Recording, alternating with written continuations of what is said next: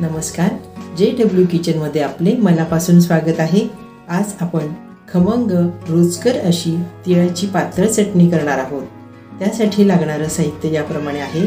अर्धी वाटी गावरान तीळ गाळून व निवडून घेतली आहे।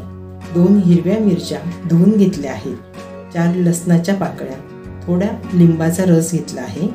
धुवून चिरून घेतलेली कोथिंबीर, चवीनुसार मीठ व साखर। मी कढई तापत ठेवली आहे। त्यात आता अर्धी वाटी तीळ आपण भाजून घेऊ।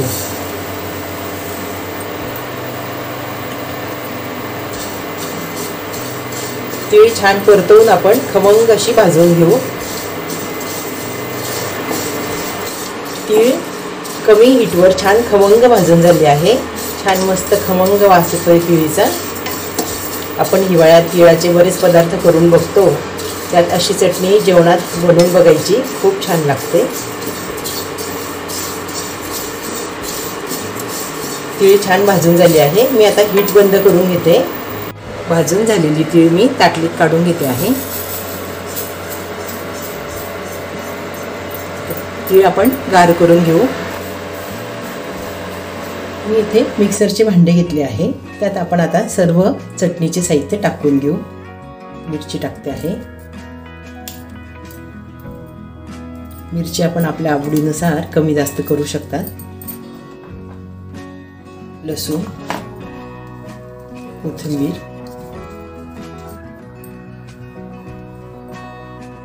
भाजलेली गार झालेली तीळ टाकतोय आपण।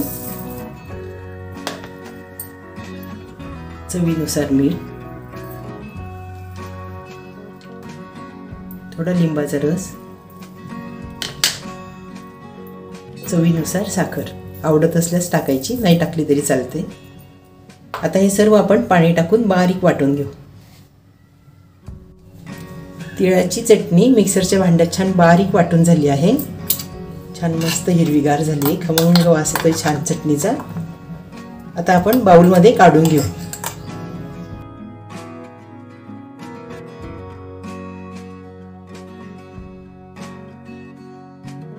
यावर आपण आता मस्त हिंग, जिरे, मोहरीची फोडणी टाकून घेऊ। मी इथे फोडणी तयार करून घेतली आहे, ती आता चटणीवर ओतते आहे।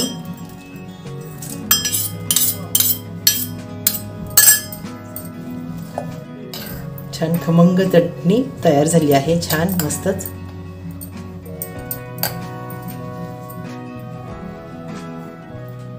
छान खमंग रुचकर अशी तिळाची चटणी तयार झाली आहे।